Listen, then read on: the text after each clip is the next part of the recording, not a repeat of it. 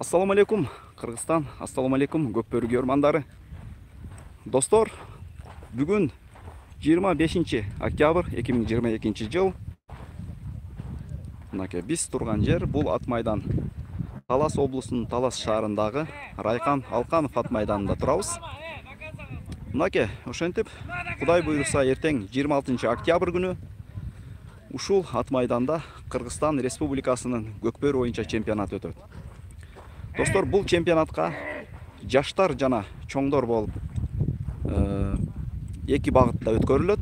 23 жашка чейинки командалар булар жаштар, ал эми 23 жаштан жогору чоңдор курамына кирген командалар оюн көрсөтөт. Буйруса бул чемпионат